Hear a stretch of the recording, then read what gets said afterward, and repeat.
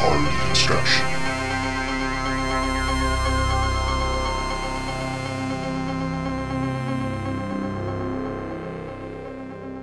What's up, everybody? It's the HorrorDeconstruction. You can find us on Instagram, Facebook, but most likely on YouTube. Give us a like, share, and subscribe. I'm your host, Komp, today for the solo deconstruction in the month of October, where we're trying to get 31 horror films in short episodes for you to enjoy. Regular episodes have me and Danny talking, and even more extensive episodes have me and Thea and Danny talking, so if you want to hear more in-depth episodes, check those out. Today's film is Howling Village, 2019, released in the United States in 2021. After her brother goes missing, a young psychologist visits an infamous haunted and cursed location known as Howling Village to investigate his disappearance and uncover her family's dark history. Directed by Takashi Shimizu, written by Daisuke Hasaka and Takashi Shimizu, starring Ayaka Miyoshi, Ryoda Bando, and Tsuyoshi Furukawa. Oof, I just made it. Anyway, so this is a film by Takashi Shimizu. If his name is familiar to you, he is the guy who did the original Ju-on Grudge films in Japan, which had a long-standing series of sequels, remakes, recent remakes in the United States as well. Obviously very culturally important in the J-horror scene, along with Ringu. So like Ringu and Ju-on seem to be the specific type of J-horror that people were aware of growing up in the late 90s, early 2000s. And so he has still been moving along doing horror films. I was looking through his IMDb because for some reason I thought he was the director of The Grudge, because I always put his name with that one, but obviously he's Ju-on, and I guess it's easy to sort of mix up the directors between The Grudge and The Ringu. Sorry, I thought he was the one that directed The Ringu. It's very easy to do that because they're sort of similar in tone, and the ghosts are sort of similar, I guess, in a way, but their curses are different. Anyway, so he has gone. This was very interesting also to find out he is doing a film adaptation of a novel I just recently finished called The Cemetery. What is it? The Graveyard Apartment. Excuse me.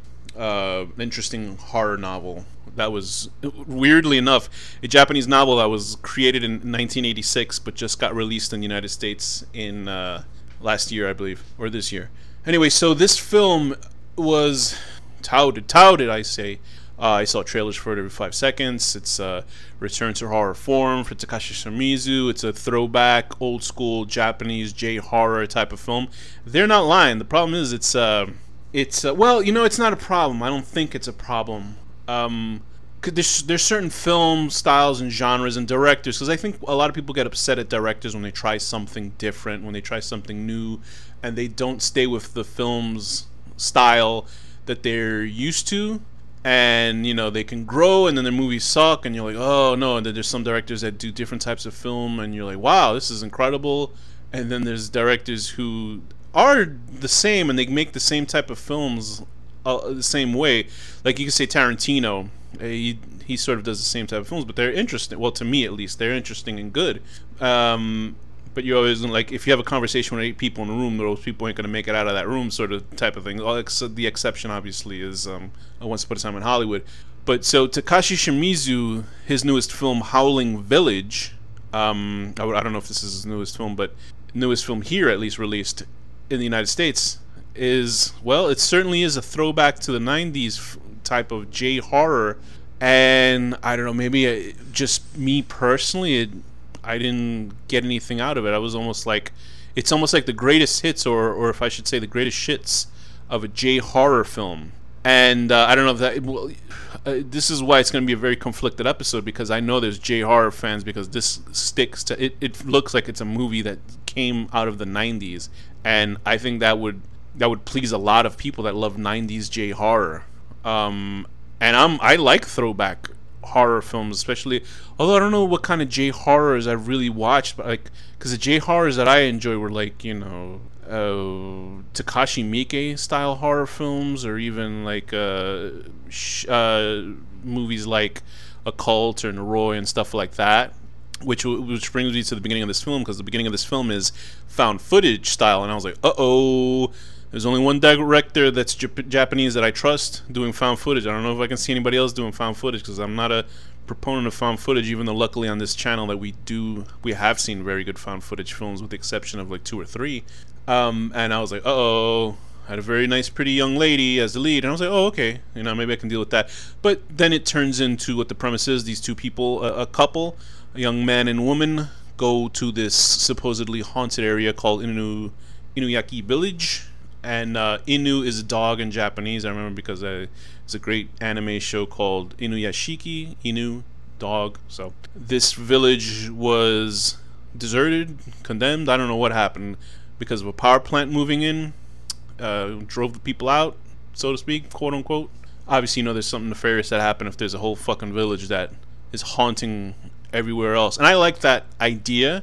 It's not executed so well in this movie, and it has an ending where even if they wrote the fucking ending and showed me the ending and I read it, I still wouldn't understand what the hell happened at the end of this movie because I don't know what the end game of the quote unquote villain is of this movie. Because I don't know who the villain is. I don't know who the bad guy of the movie is.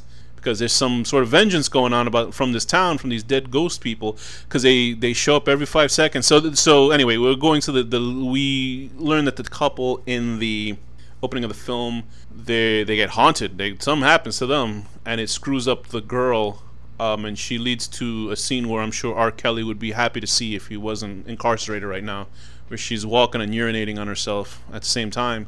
Allegedly about R. Kelly, and she ends up killing herself in a very almost comical fashion, because I saw it coming one way, but the way they did it was very comical, where the boyfriend is looking for her and she jumps off of an electric tower, and she's upside down and they're able to lock eyes as she's falling. It's almost like an anime scene. She falls on her head and she's done for, so the very pretty lady is gone at the beginning of this film. This brother has a younger brother and a sister who's actually the lead, who's a psychologist that works at, I guess, at a children's ward in a hospital, because she is doing therapy work for this child who I believe has a lot of anxiety issues. But we see that she has some sort of supernatural sight. She can see ghosts, and so there's a little paranormal, you know, whodunit in this movie, and who's that lady that's haunting this little boy, and how this little boy is connected throughout the whole film at the end. Although the boy doesn't seem like he's connected throughout the film, he shows up a lot, and we do find out that he does have a connection at the end. I guess it's sort of spooky. I'm not really scared by the, you know, the woman with the long hair hiding in the background type of shit. And I wasn't really, there's nothing in this film to me that felt very new. There was one really good scary shot. Like, I saw it coming, and it was really cool the way it was done. There's this scene where there's a phantom repetition going on. I don't want to get into the details if you do want to see this film, but there's a phantom repetition that was very similar to the film, what is that Japanese horror film, Cairo/Pulse. You know, where some lady leaps off of a tall tower. I guess it's sort of doing the same thing that happened in this earlier with the girl who jumped off the tower in this film. And it keeps happening and happening, and you know it's coming. Like, you see it's coming, and it still startled me. So that's a sign of a good jump scare. But the ghosts are strange in this film, because I guess they're the ghosts of all these people that were in this village, and I guess they're able to haunt this town, and they're very indiscriminate with picking people to kill. But then some people they kidnap and keep in a locked gate. I don't understand what the hell's going on with this movie. And like the effects for the ghosts, like, you can just tell they were actors with makeup on in a room, and then they add this sort of weird 90s blurring effect on them, which works sometimes, but for the most part doesn't. There's a scene where the main actress is driving. She does the slowest speed away from these ghosts that she's seeing on the road. Like, I've never seen a car drive away so slow from someone who's frightened out of their mind by ghosts. It didn't make any sense. And then they're in the car with her, and she's shitting bricks. And then it cuts to, I guess, some time later where she opens her eyes and it's gotten dark, and she's still in the car. And if I was frightened like fuck by some ghosts, I'll tell you this, I'd stop the car and run out of the fucking car, because they're sitting in the car where her chilling like she's some sort of Uber for the supernatural and shit, and she just sits in the car and she's scared. I would be shitting bricks. The ghosts would have been offended by the shit smells emanating from us. Anyway, so like I'm saying, it's very, very derivative. He's copying himself with this film, but the thing is, can you copy from yourself if you helped originate this sort of cinema in the first place, the Japanese J-horror ghost stuff. It's just that it's like stuff I've seen before, and the thing is, like, I guess I can say it's sort of like when I see a slasher film and you just, they're all the same shit where like you're running, you just got to, you got to make it innovative, and there's nothing here that feels really innovative. And I don't know if that's probably going to offend J-horror fans, because this is like, if you want to go see a J-horror, J-ghost movie, like, this is as close to old school J-horror that's out. You know what I mean? Like, this is it. I don't know how to explain that I had an issue with it, but I'm sure people who love J-horror, they will just like eat this up. To me, it didn't speak to me at all. It just felt like, oh yeah, okay, yeah, all right, okay, I see that coming. All right, yeah, yeah. I mean, I myself was disappointed, but there's like just goofy, right? The writing was not good for this one, as in pulling it all together, and like, because I know I've seen some Japanese films that make no fucking sense, but it was entertaining. Like a connection to this film, like the movie Gozu by Takashi Miike. There's an actor, Japanese actor. If you've seen any Japanese films from the 90s, 2000s, I'm sure in the 80s also, he plays a grandfather in this movie. Let's see if I can see his name, but he was in Gozu, which was a very confusing but entertaining film. I think it was Danny's favorite Takashi Miike film. He plays the guy who you have to see that movie Gozu. It's absolutely bizarre. A guy who's, I think it's Renji Ishibashi. He died. Yeah, that's him, because he was like in Audition. He was in a couple Miike things. He's the guy who dies by falling on a soup ladle, and the soup ladle goes up his ass and kills him. It's one of the greatest scenes in cinematic history. It's fantastic. If you go on his IMDb and you look at the photos of him, the 6th photo is of his face with the like glorious smile, because he's, I guess it hit the male G-spot. But anyway, yeah, he plays the grandfather in this film, and of course he's solid. He's a good actor. Acting wise, it's all over. It's just, you don't know who's bad, who's good, who's terrible. The grandfather's great. The father, who's an asshole, he's like, oh, why did I marry someone who has that diseased blood? So there's like bloodline shit going on in this film. These fucking ghosts are haunting people and killing people that have absolutely nothing to do with the main plot. Like, if somebody gets lost on the road, they kill them, and there's no reason for them to kill these people. I guess they're upset at the people who wronged them, so they're just killing other people that had nothing to do with this. I'm telling you, there's a scene where like we find out who the villains. I guess they're not the villains, because I guess the ghosts people are the villains, but the people who fucked them over, it makes no fucking sense, the scene, because like the bad guys film themselves killing these villagers. Like, why would you want that? Like, why? It's a corporation. Like, why would you want to show yourself do this? Like, what does it serve you? Like, that's just like bad guys from the fucking 80s. Like, you're filming yourself kill. Like, if you're into snuff, something, like, is this a corporation that likes to do power deals with, like, you know, and connect cities and shit and make snuff movies? Like, it makes no fucking sense. It's just so stupid. And then there's like this ghost who's trying to reveal he's trying to reveal this mystery to the main actress, the main character Kanai, and like he's showing her this movie, and then it just doesn't make any fucking sense. And then there's a scene where it's bizarre. It doesn't make any fucking sense, and like I feel like I'm gonna keep repeating that if I keep talking about this movie. Like, there's only 2 really cool things in this film, which is obviously the repetitive ghost scene that was spooky, and I guess the climactic villain scene. And it's like, it was just the climactic villain, not the climactic villain scene, because it was absolutely stupid. It's just, there's this one, I guess, quote unquote big boss at the end, is this woman who I get she fucking died 40 years ago, or I don't know how many years ago, 50 years ago, and they would make these women sleep with dogs or some shit like that. For what reason? I don't know. It doesn't make any sense, because I guess this village was full of people that killed dogs as part of a ritual or something, and the main character, her mom, starts turning feral like a dog, and they grow teeth and shit, and it's like fangs. And then this ghost guy, his girlfriend was like pregnant, and then they gotta get. It makes no fucking sense, and I assume this makes sense to Takashi Shimizu and the guy who wrote the fucking script, but it doesn't make sense to me.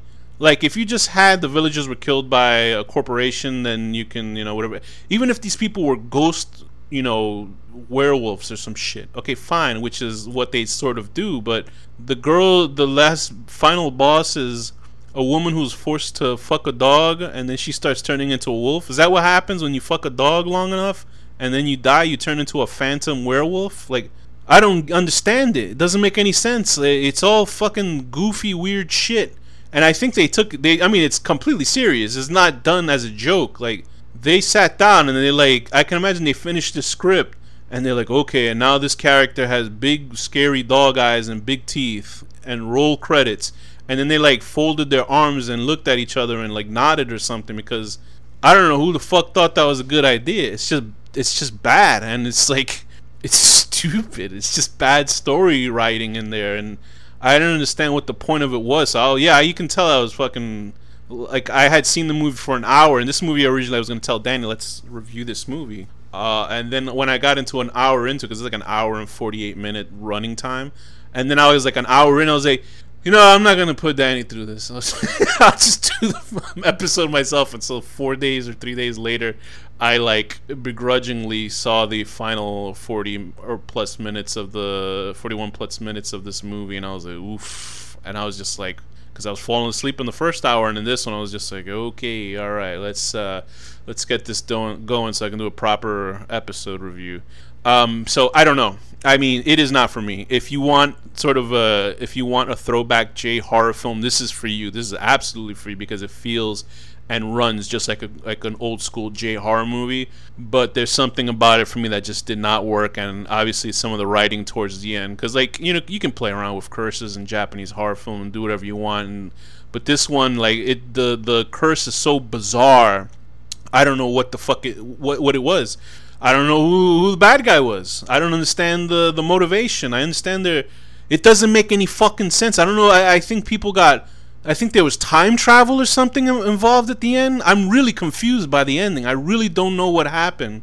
Like, the final part of the film where they have to save some sort of kid, and then they're being confronted by the bad guy, and they're just sort of standing there instead of running. There was obstruction to get into this place in the beginning of the film. At the end, there is no obstruction, and there is a fucking pile of ghosts running or standing still, looking at you, and then you just, the final confrontation, they're just standing looking at these ghosts. Turn around and run, you stupid fucks! It doesn't make any sense. The more I'm talking about, I'm getting mad. This is dumb. This is a stupid movie. I wasn't into it. If you like J horror, go for it. Enjoy it. I'm sure you'll like it if you like the old school J horror. If you want something that's as close to the 90s J horror, then this is it for you. For me, I don't know what the fuck I saw, because this is not what I enjoyed in the 90s. This is some other shit. Like, it has elements, but they screwed those elements crazy.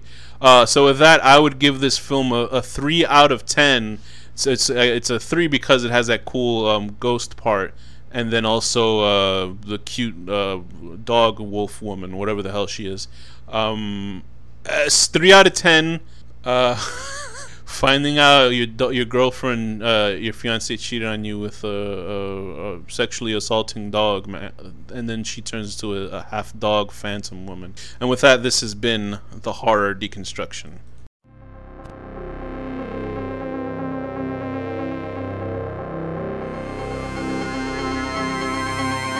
The Horror Deconstruction.